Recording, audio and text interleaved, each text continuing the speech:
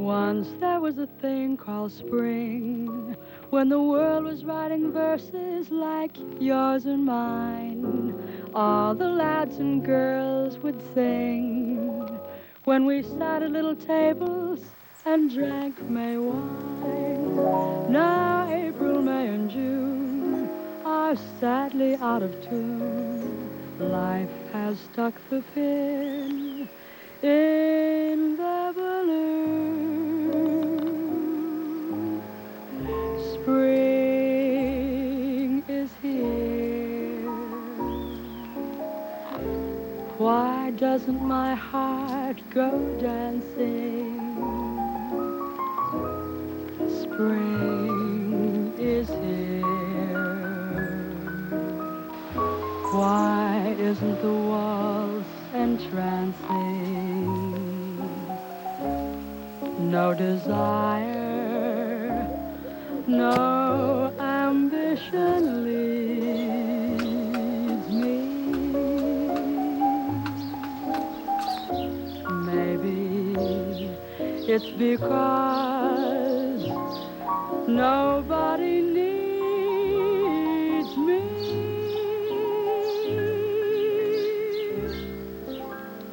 Spring is here. Why doesn't the breeze delight Just remembering me? those late spring days. Warm sun, cool breeze, laundry blowing Why doesn't the night against the blue sky and white puffy clouds. Oh, look at that squirrel. it's because And the chickens are out and you're home from school with measles and you've got a whole week to go. And within the summer, when you had another week to go, look who's here.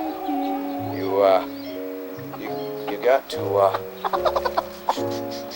just say hello to everybody. This is Ruthie.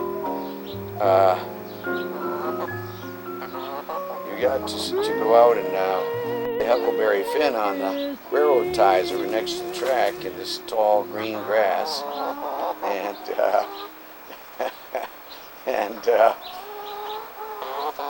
so that was a wonderful time, and I was reminded today of that with the laundry all around me and the chickens and so on, and the nice wind, warm sun, and just recently out of the hospital. It just feels great to be out in the backyard, soaking up this grand sun and the friendly attentions of my chicken flock here. So we'd pretend that we were on the Mississippi River. We had this long grass, quite early in the spring, just heavy, long forests of grass, almost blowing in this early spring wind, just almost the way the wind works its way on bodies of water, not only the sea, but inland water, lakes, and so on. And when the wind is up, there's this nice skimming, froth feel about the water. And oh gosh, we've got 3 over here now. Help! Help me, I'm being assaulted. And so I think it's about time for lunch. We get these chickens. That's what they're so excited about. They usually share with me. And I had to make a couple of notes today. And I hope it's come out well enough so I can send you a DVD to say, hello, it's just me. And let me hear from you guys, if you will.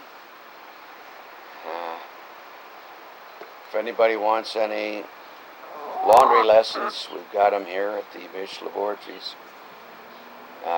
Today was a very satisfying demonstration of laundry expertise. We put up 2 lines, and although we can hear the garbage truck in the back here, it's a Monday, it's still generally quiet until the high school boys get home in their mufflerless cars. So, yeah. Do you hear the doves?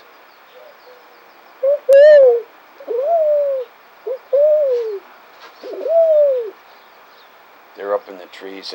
They're apparently having babies. We saw an egg fell out of the tree. It was already hatched yesterday. Well, anybody wants to come up here and visit, we have tours, and 3 nights for $5.98 per person.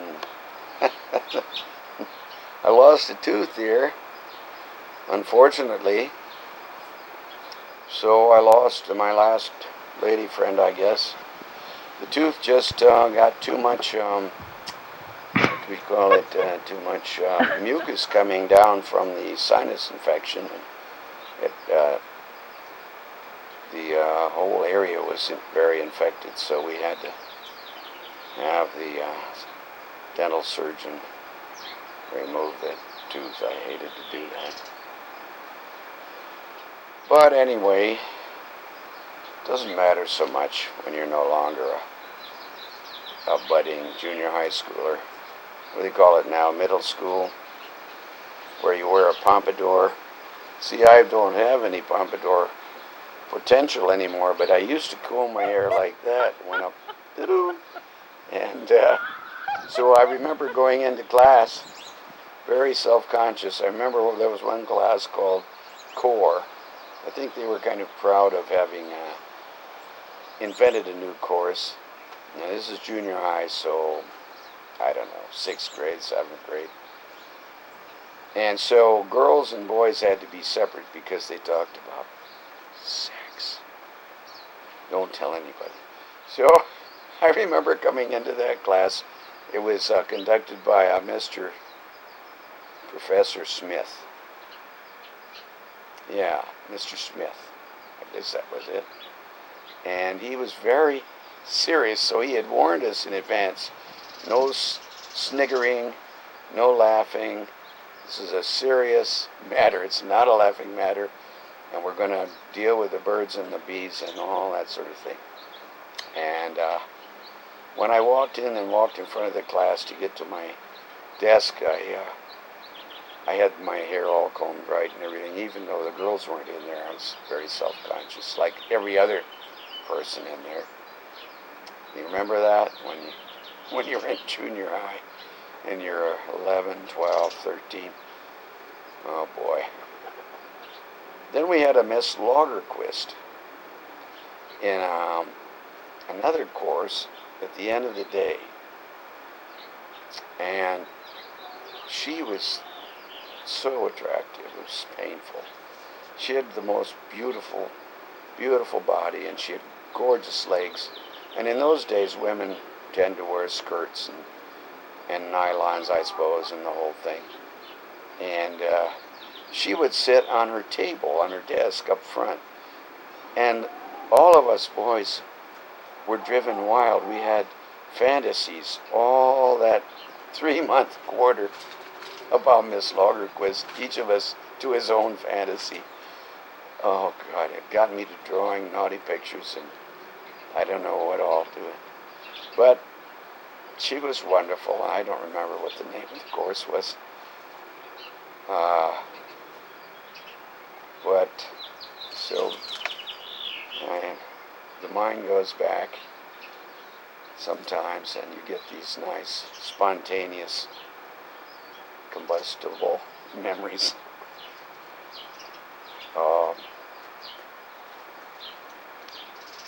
I should probably let it go at that. We're going to run out of tape. I'm sorry I'm not recording on HD. I just couldn't afford the camera. And I know you all prefer film. I've heard that from every one of you, all my friends. Why You know, why do you why don't you shoot film anymore? It's not the same. Video's not the same. But that's all we have. It's kind of like this makeshift laundry operation we have here. We're taking in laundry from all the neighbors, hanging it out. If we had a dryer, we'd put it in the dryer, I suppose. If we had a couple extra people, we'd have them folding shirts and so on and wrapping them in neat packages. And like Chinese laundry, I remember the one on Vallejo Street where Will Hindle used to live in San Francisco. And next to the corner store that's still there, kind of a local grocery store, I guess. Pardon the spitting, I still have some drainage coming from the sinus. And of course I've written several tomes on this same subject you may have read, but they get lost, so I'll just reminisce on that topic for a moment. Will always had his shirts laundered. And I lived out in Canyon, like I live here, just very pretty primitive life. And let me see if I can get my image in the camera. I'm hoping I'm catching the right spot here. I remember going over to the laundry at least one time with Will, and he would get the shirts. He'd get about 3, and they're just bundled in real neat packages. And I remember one shirt, they were Tattersall button-down shirts, and one was pinstripe and so on. He always had a faded blue Tattersall shirt, if that's the right term. And so his closet, of course, his famous closet that he shared with George. I thought I remembered George's last name for the histories just sometime in the last few months, but I sent the word off some direction and I've forgotten it already. I think I sent it to Academy Film Archives down there to Mark. So anyway, George and he shared a walk-in closet. These are things that I was quite disacquainted with at that time, especially, where I'd drive into San Francisco with my old Volkswagen without any seats in it and so on. Anyway, so he lived upstairs in that apartment, which we checked out in one of my recent visits to San Francisco. We had kind of a field trip. A bunch of us went over to that exact address, but it's changed, so you can't quite make out what it used to look like. But the walk-in closet was divided exactly. It was between George and Will's, say, jackets on one end, dress jackets. Then there were the shirts that were ultimately out on hangers, as I recall, and then the trousers. And there were the classic khaki duck trousers that were in fashion, but very expensive. They weren't just plain old navy khakis. And there's one of the doves up there.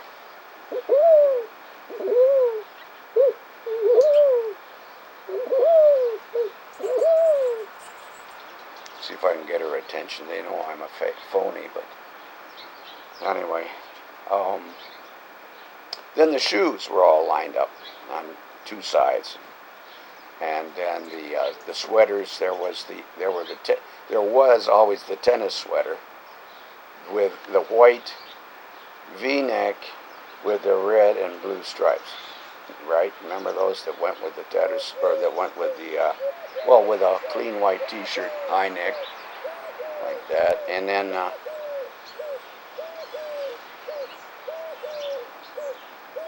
they're going for 4 or 5 years. They've been doing that all year long. Well, let's see. So yeah, the sweater, and then the tennies, the kind of the yachtsman's shoes. They're not dirty shoes like my shoes were. I don't know. They were always clean and perfect. So that was his closet and his Chinese laundry scene and some of it. And I probably shouldn't go on and on. I'm probably going to run out of tape here and run out of your patience. Quite a few topics we can address when we're out here amidst the laundry and in this gorgeous sun. And it's rare up here in this part of the world that you get sun until all of a sudden you're in July or August, and then it's way too hot for 2 months, and then it starts to freeze again. Well, yeah, that's it. Anything else? Any further business? That should about do it, I guess. We've got to have lunch. And of course, that was going back to Tom Sawyer and Huckleberry Finn days, the measles and the quarantine, and the infinite railway line, and the long green grass that served as the Mississippi River, and that beautiful feeling that started me today. Just that feeling that I hope you have experienced in the spring when it's still winter coming out of the north as a wind, but the hot sun is coming in as the beckoning, burgeoning summer. It's so special, that moment, and we caught it today, I think, again. And let's see. Yeah, that's about it.